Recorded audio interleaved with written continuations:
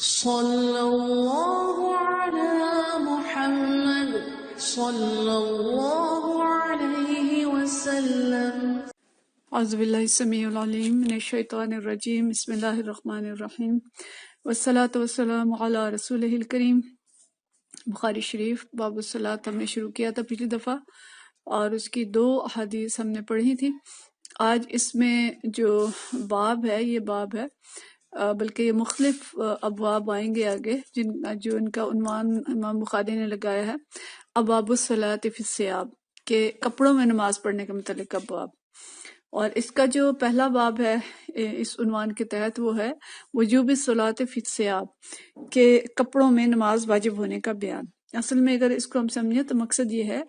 کہ نماز کپڑے پہن کر پڑھی جائے گی، جیسے بھی کپڑے میسر ہوں۔ اب یہ کس طرح کے کپڑے یہاں پہ ذکر ہو رہا ہے اور کس طرح کے کپڑے ہیں جن میں نماز صحابہ کرام رضوان اللہ مجمعین نے پڑھی اور ان کے وجوب کی بات ہو رہی ہے، یہ آج کی حدیث میں ہم دیکھیں گے۔ اس باب میں کوئی حدیث بیان کرنے سے قبل امام بخاری اپنے روایت کے مطابق کچھ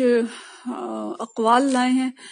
کچھ آیات ہیں اور کچھ اقوال ہیں۔ ایک نبی کریم صلی اللہ علیہ وسلم کا ایک قول ہے جس کو انہوں نے حدیث میں پراپر نہیں لکھا، اور کچھ دوسرے اقوال ہیں، ان کو ہم دیکھتے ہیں۔ تو اس میں پہلی بات جو فرماتے ہیں کہ وہ قول اللہ تعالیٰ، کہ اللہ تعالیٰ کا یہ قول ہے خذوا زینتکم عند کل مسجد۔ تو اللہ تعالیٰ نے فرمایا کہ ہر نماز سے پہلے، ہر مسجد سے پہلے، جو آیت کے الفاظ ہیں کہ ہر مسجد یعنی مسجد میں جاتے ہوئے یا نماز پڑھتے ہوئے ہر نماز کے وقت زینت کو اختیار کرو۔ زینت سے مراد یہ نہیں ہے کہ مسجد میں جاتے ہوئے سج سنور کے میک اپ کر کے جائیں گے، بلکہ مقصد یہ ہے کہ جب مسجد جائیں یا نماز کا وقت ہو تو اس وقت اچھا لباس پہنیں اور اپنے ستر کو ڈھک کے جائیں۔ تو اس میں علماء یہ کہتے ہیں کہ زینت بول کے اصل میں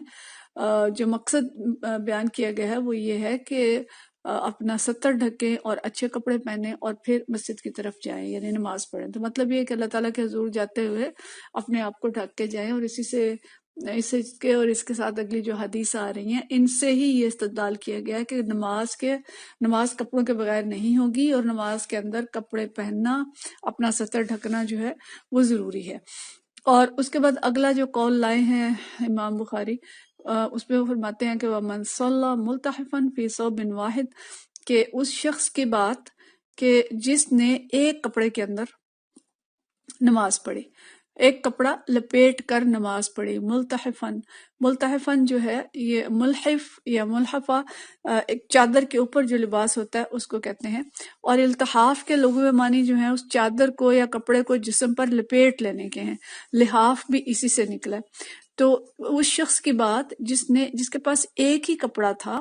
اور اس نے اس کپڑے کو لپیٹ لیا اور لپیٹ کر اس سے نماز پڑھی۔ یعنی کیا کسی شخص کے پاس اگر پورا جوڑا کپڑوں کا نہیں ہے، یا وہ سلے ہوئے کپڑے اس کے پاس نہیں ہے، قمیض اور شلوار یا جو بھی کسی علاقے کا لباس ہے، اس کے پاس صرف ایک کپڑا ہے جو ان سلا ہے، تو کیا وہ اس کپڑے کو لپیٹ کر نماز پڑھ سکتا ہے؟ تو دیکھیں اس طرح کے سوالات جب پیش آتے ہیں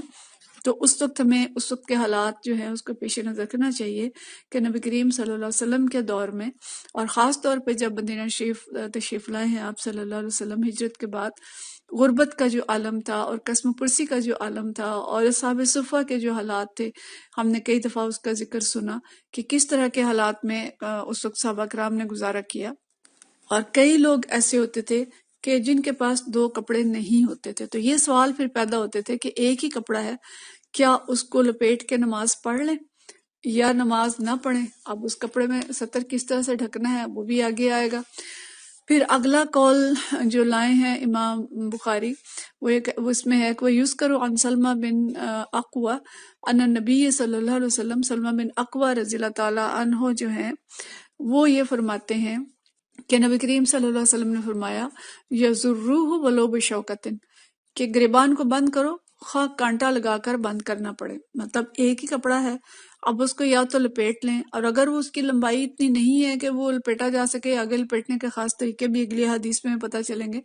تو پھر ایسا کریں کہ اس کو اکٹھا کر کے اس کے اوپر بٹن لگا لیں، یا اس کو کسی سیفٹی پن سے یا کسی چیز سے اس کو آگے سے بند کر لیں، اور اگر کوئی چیز نہیں ہے تو فرمایا کہ چاہے کانٹا ملے اس سے اس کو باندھ لیں۔ اچھا اب یہ ہے تو حدیث کہ نبی کریم صلی اللہ علیہ وسلم نے فرمایا ہے یہ، لیکن اسی کو امام بخاری فرما رہے ہیں فی اسنادہ نظر، کہ اس کی جو سند ہے اس میں کچھ کلام ہے، اگرچہ یہ کئی اسناد سے بیان ہوئی ہے، لیکن انہوں نے کوئی بھی ایسی حدیث جس میں ذرا سا بھی انہیں شک ہوتا تھا اس کو وہ بالکل حدیث کی لائن میں نہیں لاتے تھے، اس کو اقوال میں لے آئے، لیکن ساتھ ہی لکھ دیا کہ اس کی حدیث میں تھوڑا کلام ہے، اس لیے اس کو آگے جو ہم نمبر وار حدیث پڑھیں گے اس میں سے کسی حدیث میں شامل نہیں کیا، لیکن اس قول کو انہوں نے جو شروع میں بات بیان کرتے ہیں اس میں بیان کر دیا۔ اس میں یہ جو بات فرمائی حضرت سلمہ بن اکوع نے، اس کا پس منظر یہ ہے کہ حضرت سلمہ بن اکوع جو ہیں انہوں نے ایک دفعہ فرمایا کہ میں ایک شکاری آدمی ہوں اور میں ایک قمیض پہنتا ہوں، تو کیا میں ایک قمیض کے اندر نماز پڑھ سکتا ہوں؟ یعنی قمیض ہے یا کپڑا ہے جس کو وہ لپیٹتے ہیں۔ تو آپ صلی اللہ علیہ وسلم نے فرمایا کہ ہاں پڑھ سکتے ہیں، لیکن کیا کریں کہ ایک اس میں بٹن لگا لیں یا اس کو اس کے ایک کونے کو دوسرے کونے کے ساتھ ملا دیں، کچھ نہیں ملتا تو کانٹے کے ذریعے کپڑوں کے دونوں کناروں کو ٹانک لیں تاکہ سطر پوری طرح سے چھپ جائے اور اپنی نگاہ بھی رکوع میں جاتے ہوئے سطر پہ نہ پڑے اور کوئی اور بھی اس کو نہ دیکھے۔ تو مطلب یہ کہ ایک تو یہ وجہ کہ اگر کپڑا ٹنکا ہوا نہیں ہے تو نماز میں ظاہر ہے وہ ہلے گا اور اس سے خود نماز بھی خراب ہوگی، اور دوسرا یہ کہ اصل مقصود جو ہے وہ سطر ڈھکنا ہے۔ تو اسی سے یہ بھی کہا جاتا ہے کہ دوپٹہ بھی ہمارا جو گرتا ہے نماز میں بار بار، اس کا بھی کوئی بندوبست کر کے نماز پڑھنی چاہیے، نماز میں کم سے کم حرکت ہو، اور خشوع جو ہے اس نماز کے اندر ہوتا ہے جس کے اندر ادھر ادھر دھیان کم ہو اور حرکت کم سے کم ہو اور توجہ جو ہے وہ نماز کی طرف ہو۔ پھر اگلا جو وہ قول لائے ہیں کہ وَمَنْ صَلَّى فِي صَوْبِ الَّذِي يُجَامِعُ فِيهِ مَا لَمْ يَرَ اذن وَأَمَرَ النَّبِيُّ صلی اللہ علیہ وسلم اللہ يَطُوفَ بِالْبَيْتِ الْعُرْيَانِ، یہ اس سے اگلی بات ہے کہ جس شخص نے اس کپڑے میں نماز پڑھی جس میں اس نے جمع کیا ہے اور اس کے کپڑے پر کوئی گندگی نہیں ہے، تو کیا ایسے کپڑوں میں نماز پڑھ سکتا ہے؟ یہ ہم پیچھے پوری تفصیل سے پڑھ چکے ہیں اس کے بارے میں حدیث، اور اس کا جواب بھی یہ ہے کہ حضرت امیر معاویہ نے حضرت حبیبہ رضی اللہ تعالیٰ عنہ سے پوچھا تھا کہ رسول اللہ صلی اللہ علیہ وسلم جب ایسا کوئی کپڑا استعمال کرتے تھے تو کیا اس میں نماز پڑھ لیتے تھے؟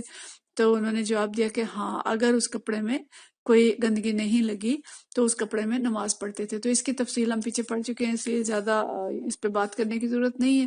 اور اگلا جو نقطہ اس میں بلائے ہیں عمر النبی صلی اللہ علیہ وسلم اللہ یطوف بالبیت عریان، کہ اللہ کے گھر کے نزدیک بیت اللہ کے ارد گرد ننگے ہو کر طواف نہ کیا جائے۔ تو یہ بھی ہمیں معلوم ہے کہ زمانہ جاہلیت میں یہ رواج تھا کہ لوگ برہنہ ہو کر طواف کرتے تھے۔ جب وہ کسی دوسرے شہر سے یا دوسرے علاقے سے آتے تھے تو پہلے قریشوں سے کہتے تھے کہ اگر کسی کے پاس کپڑوں کا کوئی جوڑا ہے تو مجھے دے دو تاکہ میں طواف کر لوں۔ ان کا خیال یہ تھا کہ ہم بہت گناہگار ہیں اور ہمارے کپڑے اس قابل نہیں ہیں کہ اللہ کے پاک گھر کا طواف کیا جائے، تو اگر قریش سے ان کو کپڑے نہ ملتے تو برہنہ ہو کر طواف کرتے تھے، اور ان کا خیال یہ تھا کہ گندے کپڑوں کے ساتھ طواف کریں تو یہ خانہ کعبہ کی توہین ہے اور خانہ کعبہ کے احترام کا تقاضا ہے، لہٰذا ہم ان کپڑوں سے یہ علیحدہ ہو جاتے ہیں۔ تو نبی کریم صلی اللہ علیہ وسلم نے 9 ہجری میں یہ اعلان فرما دیا تھا کہ آئندہ کوئی شخص بھی برہنہ ہو کر خانہ کعبہ کا طواف نہ کرے۔ تو یہ 4 چیزیں ہیں جو اس حدیث کے شروع میں امام بخاری لائے ہیں اپنی حدیث کو تقویت دینے کے لیے اور اس کے مفہوم کو واضح کرنے کے لیے۔ یہ حدیث ہم پیچھے پڑھ چکے ہیں اور اس کو ہم دہرا لیتے ہیں، زیادہ تشریح کی اس کی ضرورت نہیں ہوگی۔ تو یہ حدیث جو حضرت ام عطیہ رضی اللہ تعالیٰ عنہ سے روایت ہے، فرماتی ہیں امرنا ان نخرج الحیض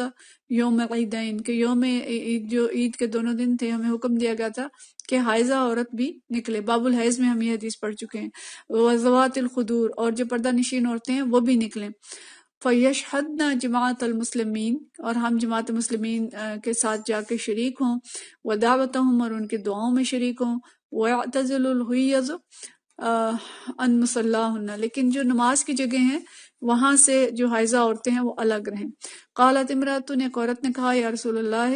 احدنا لیس لها جلباب، کہ ہم میں سے کوئی ایک عورت ایسی ہوتی ہے جس کے پاس کوئی چادر نہیں ہے۔ قال لتلبسها صاحبتها من جلبابها، تو اس کی جو ساتھی عورت ہے فرمایا وہ اس کو اپنی چادر میں ڈھانک لے، اپنی چادر سے ڈھانک لے۔ اور اسی حدیث کو آگے ایک اور سند بھی اس کی آخری میں بیان کی ہے امام بخاری نے۔ تو مقصد یہ ہے کہ چادر نماز کے اندر ضروری ہے، چادر لے کے جائیں گے، کپڑا لے کے جائیں گے۔ اب یہ خواتین کے لیے ہے کہ کپڑے انہوں نے پہنے ہوں گے لیکن اس کے اوپر بھی انہیں ایک چادر لینی ہوگی، اور مردوں کے لیے یہ ہے کہ ان کا ستر جو ہے کسی نہ کسی طریقے سے ڈھکا ہو، چاہے وہ ایک کپڑا ہے یا دو کپڑے ہیں، لیکن ستر کا ڈھکا جانا ضروری ہے۔ تو ان جتنی چیزیں ہم نے پڑھی ہیں، دیکھیں ان سے جو ہمارے پاس اصول نکلتے ہیں کہ پہلے وہ قرآن کریم کی آیت لائے ہیں کہ جس سے یہ ثابت ہوتا ہے کہ ہر نماز میں حاضری کے لیے زینت یعنی لباس اختیار کرنا ضروری ہے، اور دوسری بات یہ ہے کہ ستر ڈھکنا ضروری ہے۔ ایک کپڑا ہے،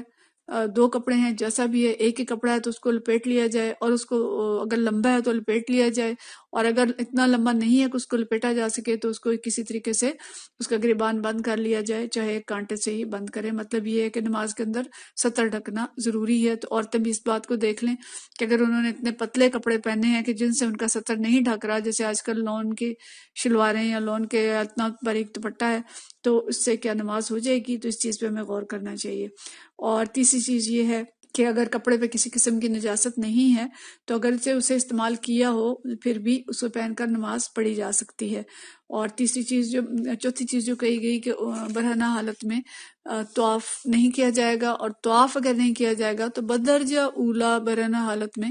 نماز نہیں پڑھی جائے گی۔ اور چوتھی بات جو ہم نے حدیث سے سیکھی کہ عورتوں کے لیے نماز کو جاتے ہوئے راستے میں پردے کی تلقین کی گئی ہے، اور اگر اس کے پاس پردے کے لیے بڑی چادر نہ ہو تو اپنی کسی بہن یا مسلمان عورت کے ساتھ مل کے ایک ہی چادر میں دو خواتین جا سکتی ہیں۔ تو یہ آج کی حدیث تھی، اور یہ باب آگے انشاءاللہ